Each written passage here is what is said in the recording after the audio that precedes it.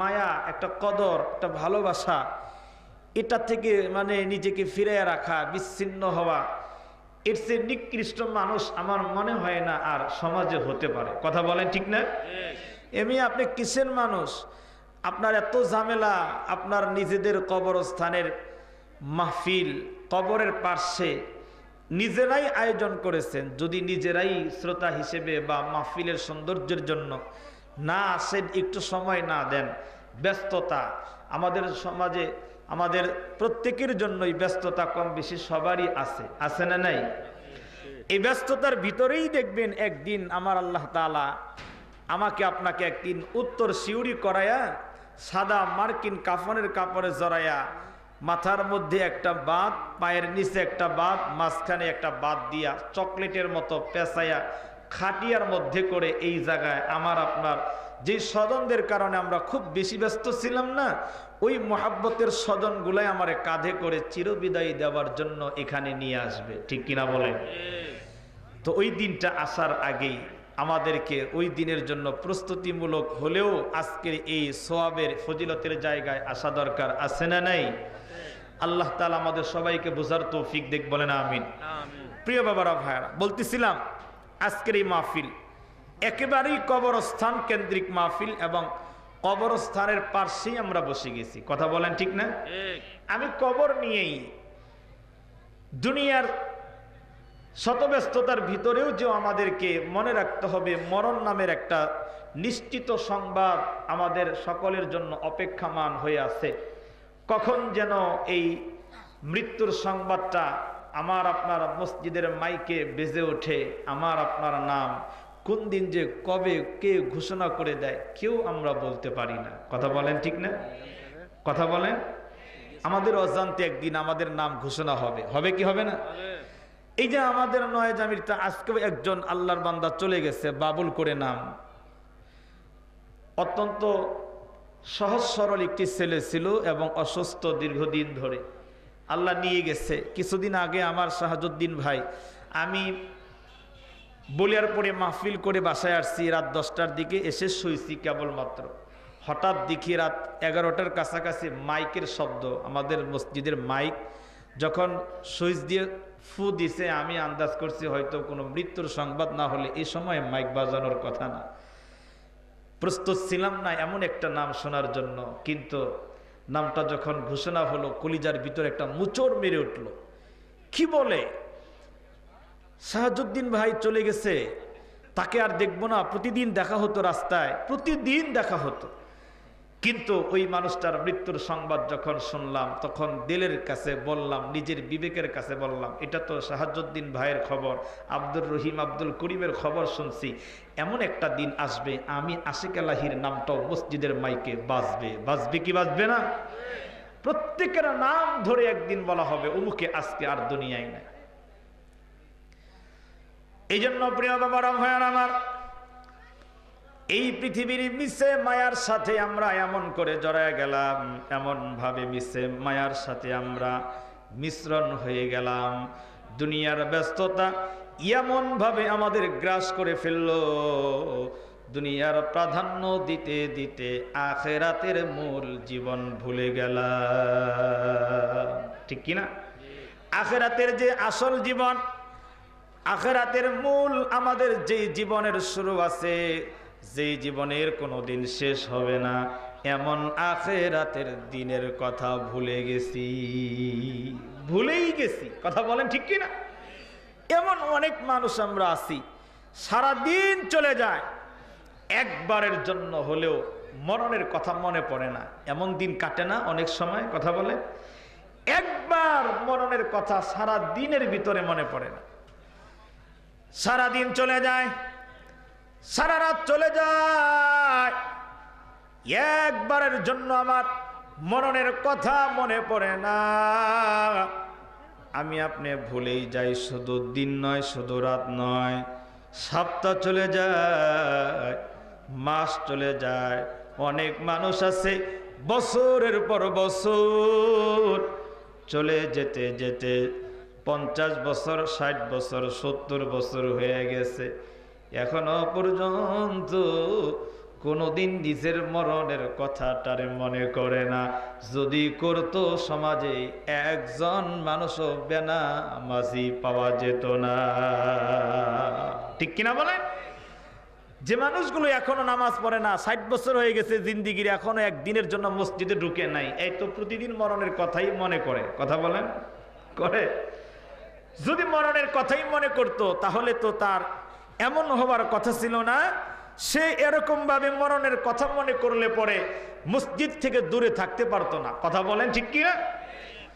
এই জন্য প্রিয় বাবারা, ভাইয়ান আমার, বন্ধুরা আমার, আমাদের সবাইকে মনে রাখা লাগবে, দুনিয়ার যত মায়া বলেন, যত মোহাব্বত বলেন, যত ব্যস্ততা বলেন, সকল ব্যস্ততার ভিতর থেকে আমারে আপনারে হযরতে আজরাইল একদিন ধরে নিয়ে যাবে। ঠিক কিনা বলেন? এ দুনিয়া সারিয়া কোথায় যাবা ভাগিয়া, এ দুনিয়া সারিয়া কোথায় যাবা ভাগিয়া, মরণ তোমায় লইবে ঘিরি যতই করো বাহানা, মরণ তোমায় লইবে ঘিরি যতই করো বাহানা, চিন্তা করে দেখো না কবরে কি যাইবা না, চিন্তা করে দেখো না কবরে কি যাইবা না। যেই কবরে আল্লাহ সারা বন্ধু কেহ থাকবে না। ঠিক কিনা বলেন? যেই কবরে আল্লাহ সারা বন্ধু কেহ থাকবে না, চিন্তা করে দেখো না কবরে কি যাইবা না, চিন্তা করে দেখো না একদিন কি মরবা না। কথা বলেন, মরতে হবে না? এ দুনিয়ার সবাই পর, কবর যে তোর আসল ঘর। ঠিক কিনা বলেন? এ দুনিয়ার সবই পর, কবর যে তোর আসল ঘর, কেমনে সেথায় থাকবি পড়ে শুধুই মাটির বিছানা, কেমনে সেথায় থাকবি পড়ে শুধুই মাটির বিছানা, চিন্তা করে দেখো না কবরে কি যাইবা না, চিন্তা করে দেখো না কবরে কি যাইবা না। যেই কবরে আল্লাহ সারা বন্ধু কেহ থাকবে না, যেই কবরে আল্লাহ সারা বন্ধু কেহ থাকবে না, চিন্তা করে দেখো না কবরে কি যাইবা না। কথা বলেন ঠিক কিনা? আজান কানে শুনিয়া কেমনে থাকো ঘুমাইয়া, আছে না নাই? কথা বলেন? আজান হচ্ছে কোনো ভ্রুক্ষেপ নাই। চার দোকানওয়ালা চার দোকানেই, মুদি দোকানওয়ালা মুদি দোকানে, গাড়ি ড্রাইভিংওয়ালা গাড়ি ড্রাইভিংয়েই আছে, কৃষক জমিনে কৃষি কাজের মধ্যেই আছে, ঘুমের মানুষ ঘুমিয়ে আছে, আজানের কোনো ভ্রুক্ষেপ নাই। আছে না নাই? আজান কানে শুনিয়া কেমনে থাকো ঘুমাইয়া, আজান কানে শুনিয়া কেমনে থাকো ঘুমাইয়া, কবরের আযাবের কথা একটু স্মরণ করো না, কবরের আযাবের কথা একটু স্মরণ করো না, চিন্তা করে দেখো না কবরে কি যাইবা না, চিন্তা করে দেখো না কবরে কি যাইবা না। যেই কবরে আল্লাহ সারা বন্ধু কেহ থাকবে না, যেই কবরে আল্লাহ সারা বন্ধু কেহ থাকবে না, চিন্তা করে দেখো না কবরে কি যাইবা না। কথা বলেন ঠিক কিনা? তোর দিলে বড় অহংকার, চিনো না আজ খুদার ঘর। আছে না নাই? এ দিলে কি যে এক অহংকার, কথা না বলি, দিলের ভিতরে কি যে অহংকার। নিজের ব্যস্ততা নেই, এত বিজি, ঘর বাড়ি দালান কোঠা নিয়ে এত বিজি। ইমাম সাহেবের সাথে দেখা, তো মুরব্বী 2 মাস হলো আপনারে মসজিদে দেখি না, কারণ কি, অসুস্থ নাকি? আরে হুজুর বইলেন না, আপনি তো জানেন না 3 ছেলে আমার দক্ষিণ কোরিয়ায় থাকে, 3 ছেলে আমার দক্ষিণ কোরিয়ায় থাকে। হুজুর বললেন ঠিক আছে মানলাম, তাই কি হলো? মুরব্বী বলে, হুজুর আপনি তো জানেন না, মাস গেলে 12,000 15,000 টাকা বেতন পান, আমার ছেলে একজন একাই পায় 2.5 লাখ টাকা। আছে না নাই? 2.5 লক্ষ 3 লক্ষ টাকা বেতন পায়। এত টাকা আমার সন্তানেরা কামাই করে। সাভারে বাড়ি করেছি, ঢাকাতে করেছি, এখন দেশের বাড়িতে একটা কাজ ধরছি, 5 তলা ফাউন্ডেশন দিয়া বিশাল বিল্ডিং এর কাজ ধরছি। এগুলোর সিমেন্ট কিনা লাগে আমার, বালু কিনা লাগে আমার, ইট কিনা লাগে আমার, মিস্ত্রি দেখভাল করা লাগে আমার। এত ব্যস্ততার ভিতরে মসজিদে আসার সময় কোথায় আমার? সময় কোথায় আমার? সময় তার নাই। এই যে ব্যস্ততার কারণে মসজিদে আসে না, তার সময় নাই। কিন্তু এই মানুষটা এত ব্যস্ত হইয়া যেই ঘরটা, যেই বিল্ডিংটা পত্তন দিল, শুরু করলো, বলেন এই বিল্ডিং এর ভিতরে ঢুকতে পারবে? তার গ্যারান্টি আছে নি? তার দিলে বড় অহংকার, চিনো না আজ খুদার ঘর। দিলে বড় অহংকার, চিনো না আজ খুদার ঘর। নামাজের লাগিয়া কি তোর মুঠেও মায়া লাগে না? নামাজের লাগিয়া কি তোর মুঠেও মায়া লাগে না? চিন্তা করে দেখো না কবরে কি যাইবা না? চিন্তা করে দেখো না কবরে কি যাইবা না? যেই কবরে আল্লাহ সারা বন্ধু কেহ থাকিবে না, যেই কবরে আল্লাহ সারা বন্ধু কেহ থাকিবে না। চিন্তা করে দেখো না কবরে কি যাইবা না? অবশেষের ঠিকানা শুধুই মাটির বিছানা। ঠিক কিনা বলেন? অবশেষের ঠিকানা বাজান। ও আমার জামিরতে গ্রামের বাবারা, ভাইয়েরা, মনে রাখবেন এই যে কবর, এত ব্যস্ত হয়ে গেলাম আমরা, সপ্তাহ চলে যায়, মাস চলে যায়। যদি আমাদের গ্রামের কেউ মারা যায় তাহলে ওদিন আমরা জানাজার কারণে জানাজার ময়দানে আসি। এরপরও আমার বাবা, আমার দাদা, আমার মুরব্বির কবরের পাশে দাঁড়াইয়া একটু দোয়া করব, এতটুকুন সময় আমাদের হয় না। ঠিক কিনা বলে? এতটুকুন সময় আমাদের হয় না।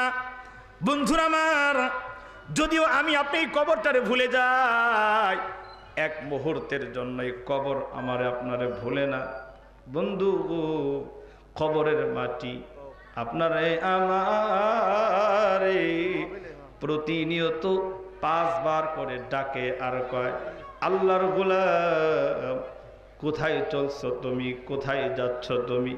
মনে রাখো জন্মের দিন পার হওয়ার পর থেকে আস্তে আস্তে যত ব্যস্ততায়, যত আনন্দের পেছনে তুমি ঘুরো না কেন, ঘুরতে ঘুরতে কবরের দিকেই আগাচ্ছ,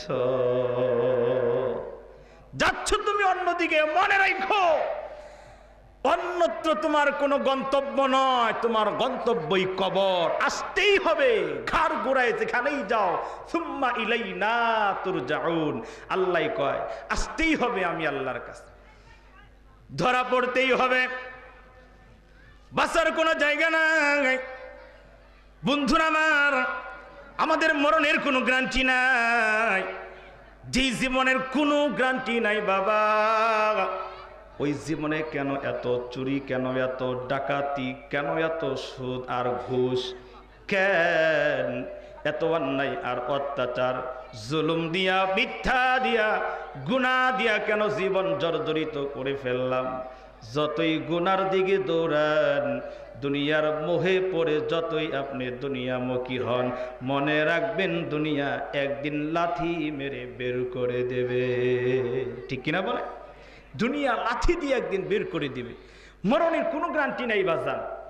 এই যে মাত্র গেল কয়েকদিন পূর্বে, 1 সপ্তাহ, গত শুক্রবার, এই যে আমাদের পদ্মা সেতুর পূর্বে যে এই যে মাওয়া এক্সপ্রেস, যেখানে টুল দেওয়া হয়, গাড়ির টুল, ওই টুল দেওয়ার স্থানে যেখানে গাড়ি বন্ধ করে টুল দেওয়া হয়, 2 পাশে রেলিং এর মতো উঁচু, মানে একটা গাড়ি ঢোকার মতো জায়গা, 2টা গাড়ি একসাথে ক্রসিং করা যায় না। এতটুকুন চিকুন জায়গার ভিতরে একটা ভিডিও আপনারা দেখছেন, আমি নিজেও দেখেছি। বারবার ভিডিওটা ফেসবুকের মধ্যে যতবার আমার সামনে এসেছে, হৃদয়ের ভিতরে একটা দাগ লাগাইছে। কারণ মানুষের মরণ যে এত কাছে, এগুলো না দেখলে বুঝে আসতো না। মরণ কত কাছে বাজান, কত কাছে জানেন? একজন মোটরসাইকেল ড্রাইভ করতে করতে ওই টুল দেওয়ার জায়গায় চলে গেল। তার পিছনে একটা প্রাইভেট কার, এর পিছনে একটা হাইস গাড়ি, এই দুইটা গাড়ি। আর উনি হলো প্রথমে মোটর সাইকেল নিয়ে দাঁড়ায় আছে, টুল দিবে, টাকা দিবে। তো টাকাটা, উনি তো জীবিত আছে, উনি বক্তব্যের ভিতরে কান্না করতেছে আর বলতেছে যে আমি আমার সন্তান আর বিবিটারে লইয়া, আমার মোটর সাইকেলের পিছনে আমার বিবি ছিল, আমার সন্তান ছিল। বন্ধু, লোকটা বলে আমি যখন টাকাটা বের করতেছিলাম, টাকাটা দিব, সন্তান ডাক দিয়া কয় আব্বু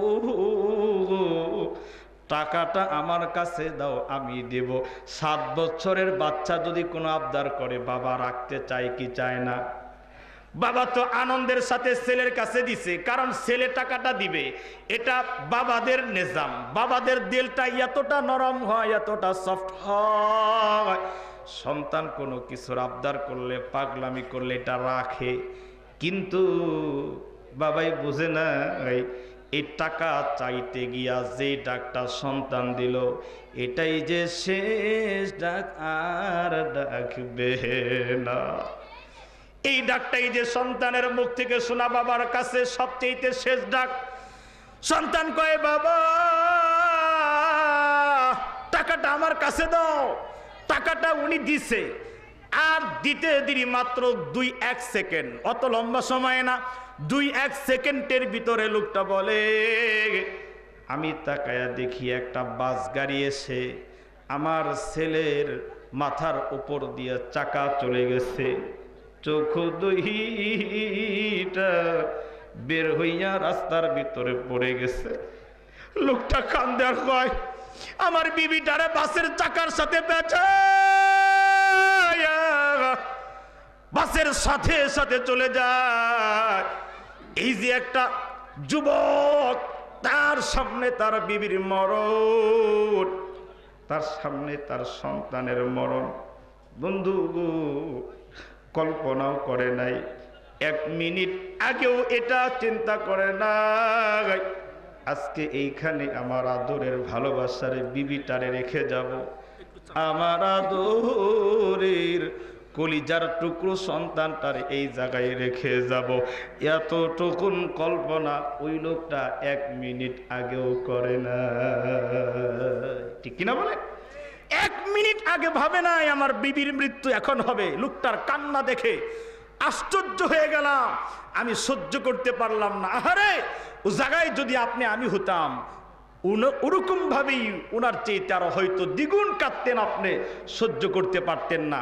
লোকটা হয়তো বা বাড়িতে ফিরলে, ঘরে গেলে তার বিবির কথা মনে পড়বে, খাইতে গেলে তার বিবির কথা, সন্তানের কথা মনে পড়বে, শুতে গেলে তার বিবির কথা, সন্তানের কথা মনে পড়বে। কথা বলেন ঠিক কিনা? দুনিয়া, আহা কি দুনিয়া! এই হলো দুনিয়া বাবারা, ভাইয়ার আমার। মরণটা এত কাছে, এত নিকটে আমাদের মরণ, অথচ মরণের কথা আমরা ভুলে যাই, মনেই রাখি না। আমরা মনে করি মরণ বুঝি অনেক দূরে। না, মরণকে দূরে ভাবার সময় নাই। কোন সময় যেন আমাদের ভিতরে থাকা আসল প্রাণ পাখিটা উড়ে যাবে। যেদিন যাবে গো, আমি আপনি এত সুন্দর মানুষ, এত দামি মানুষ, 1000 কোটি টাকার মালিক হইলেও এই মানুষটারে মরে গেছে দুনিয়ার মানুষ আদর করবে না। করবে? কথা বলে। আমরা যেহেতু করি নাই, আমাদের স্বজন চলে গেছে যারা, ঠিক তাদের মতোই আমাদের সাথে আচরণটা হবে। কথা বলেন ঠিক কিনা? প্রিয় বাবারা, ভাইয়ার আমার, একটু দিলের কান লাগাবেন, একটু মনের কানটা লাগান। জীবনে বহু আলোচনা শুনলাম, আজকে একটু হৃদয়ের কান দিয়ে একটু আলোচনা শুনেন তো বাবারা। আমার আল্লাহ তাআলাই কয়, দুনিয়াতে যতই তুমি দৌড়াও, যতই তুমি মরণ থেকে পালাও না কেন, মরণ থেকে বাঁচার কোনো জায়গা আল্লাহ কয় আমি রাখি নাই। পৃথিবীতে এমন কোনো জায়গা নাই যেই জায়গায় গেলে তুমি মরণ থেকে বাঁচতে পারবা। আর মরণ রোগের কোনো ওষুধ, কোনো মেডিসিন বের হয় নাই। যদি হতো তাহলে কোটি টাকা একটা বড়ির দামও যদি হতো, তাহলে গরিব মানুষ ভিক্ষা কইরা হইলেও একটা বড়ি কেনার জন্যই তার জীবন কাটাইতো। কথা বলেন ঠিক না? যে একটা বড়ি, একটা ওষুধ, একটা ট্যাবলেট আমি যদি খাই আমার 1 বছরের হায়াত বাড়বে, ওই 1 বছরের হায়াত বাড়ার চিন্তায় জীবন কাটাইয়া দিত 1 কোটি টাকার পিছনে। কথা বলেন ঠিক কিনা?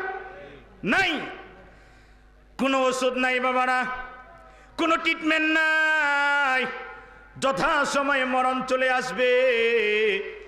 আল্লাহ তাআলা কোরআনের মধ্যে সূরা জুমার মধ্যে বলেন, কুল ইন্নাল মাউতাল্লাযী তাফিররুনা মিনহু ফাইন্নাহু মুলাকীকুম। আল্লাহু আকবার বলেন। আল্লাহু আকবার। আল্লাহ তাআলা ডাক দিয়া বলেন, আল্লাহ তার নবীরে বলে, নবী গো আপনি বলে দেন, মরণ থেকে যারা পালিয়ে বেড়ায়, যারা মরতে চায় না, মানে মরণের কোনো সংকেত দেখলেই ওখান থেকে দূরে সরে যায়। মনে করেন অসুখ হয়েছে, অসুস্থতা আসছে, চিকিৎসার জন্য আমরা পাগল হয়ে যাই। কথা বলেন ঠিক কিনা? এমন একটা রোগ আমাদের হইল, মনে করেন ডাক্তার বলছে এটার ইমার্জেন্সি অপারেশন, এখন আপনাকে ভর্তি নেব, রাতেই আপনার অপারেশন, 2 লক্ষ টাকা, 3 লক্ষ, 5 লক্ষ টাকা লাগবে। আজকে রাতেই অপারেশন যদি না হন, আগামীকালকে সকাল পর্যন্ত বাঁচবেন কি গ্যারান্টি নাই। আপনি আমি বলেন তো, মেডিকেল থেকে ডাক্তারের বলুমনি আসসালামু আলাইকুম, আমি যাই আপনার অপারেশন নিয়ে, আপনি থাকেন, আমি 2 মাস পরে আসতেছি, এ কথা বলবেন তো? কথা বলেন। আমি আরো বলুম কি, ডাক্তার কি বলেন, রাত্রে কেন, যদি পারেন আমার অপারেশনের টাইমটা আরো আগাইয়া দেন, বিকেল বেলাই দেন। কথা বলেন ঠিক কিনা? বিবির কাছে ফোন দিয়া বলবো, বিবি রে আমারে যদি বাঁচাইতে চাও তাহলে তাড়াতাড়ি 5 লক্ষ টাকার ব্যবস্থা করে মেডিকেলে আসো, আমার গাড়ি বেচো, বাড়ি বেচো, জায়গা বেচো, যেমনি পারো টাকা আমার ব্যবস্থা করে নিয়ে আসা লাগবে, কারণ আজকে যদি অপারেশন না হই আমি বাঁচব না। এই যে বাঁচার জন্য আমরা তাগিদ, বাঁচার জন্য আমরা ভালো ভালো মেডিকেলের ট্রিটমেন্ট নিলাম, ভালো ভালো ডাক্তারের সাজেশন নিয়ে চললাম। এমন মানুষ এখন বর্তমান পৃথিবীতে আছে, প্রতি মাসে একবার মনে করেন 50,000 1 লক্ষ টাকার ট্রিটমেন্ট করে, বিভিন্ন চেক আপ, বিভিন্ন পরীক্ষা প্রতি মাসে একবার করে। বলেন তো, যেই মানুষটা 1 লক্ষ টাকা খরচ করে প্রতি মাসে চেক আপ করে, বডির চেক আপ, কোনো রোগ ধরল কিনা, এই মানুষটা বাঁচতে চায় না। কথা বলে, শুধুমাত্র একটা কারণ, বাঁচতে চায়, মরতে চায় না। বাঁচার জন্য আল্লাহ কয়, বান্দারে বাঁচতে চাস, বাঁচার জন্য এত সতর্ক থাক, কিন্তু মনে রাখবি আল্লাহ রসুলের মাধ্যমে বলে, নবী গো আপনি বলে দেন, ফাইন্নাহু মুলাকীকুম, যতই তুমি বাঁচার কায়দা কৌশল খুঁজো না কেন, ফাইন্নাহু মুলাকীকুম, নিশ্চয়ই মরণ তোমার সাথে একদিন মুলাকাত করবেই। আল্লাহু আকবার বলেন। মরণ আমাদের সাথে একদিন মুলাকাত করবে বাবা। বন্ধুরা আমার, এই মরণ থেকে বাঁচার কোনো জায়গা নাই, মরণ থেকে বাঁচার কোনো সিস্টেম নাই। যতই কৌশল অবলম্বন করেন আর ডায়েট করেন আর খাবারের রুটিন মানেন, যেভাবেই চলেন, যথা সময়ে নির্ধারিত সময়ে মরণ চলে আসবে। ঠিক কিনা বলেন? একটু দিলের কান দেবেন, এখন কেউ উঠবেন না। এই ভাই উঠছেন কেন? আপনি বসেন, পরে এগুলো হইলে আমার বয়ান নষ্ট হবে। এখন আসছেন কেন? যান, যখন কালেকশন হবে তখন দিবেন। যান, সবাই বসে যান, সুন্দর পরিবেশ দেন, আমি অল্প সময় কথা বলবো। যখন কালেকশন করবে, কালেকশন শুরু হবে, আপনাদের জানি আমি, কারণ কবরস্থান মাহফিল, আমি বাবুল ভাইরে বলছি, ভাই কবরস্থান মাহফিল আমি চাই, আর অন্য কেউ চাক, আমার ভাতিজা সুজন চাক, আর অন্য যে কোনো হুজুর চাক, আজকের মাহফিলে কালেকশন জোর করে করা লাগবে না, কারণ কবর তো, এখানে যে যা দিবে একটা নিয়ত করেই আসছে, টাকা অনেকে পকেটে নিয়েই আসছে। কথা বলেন ঠিক না? আমরা কবরস্থানের জন্য দিব না তো দিব কোথায়? যেই জায়গা আমার শেষ ঠিকানা হবে, আমি যেদিন মরে যাব, আমার স্বজনেরা এখানেই তো আমার শোয়াবে। কথা বলেন ঠিক না? একটু ধৈর্য নিয়ে বসে যান। কষ্ট হইতেছে? খারাপ লাগতেছে?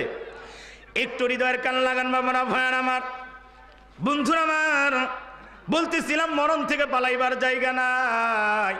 আল্লাহ তাআলা বলেন, ইযা জাআ আজালুহুম লা ইস্তাখিরুনা সাআতাও ওয়া লা ইস্তাকদিমুন।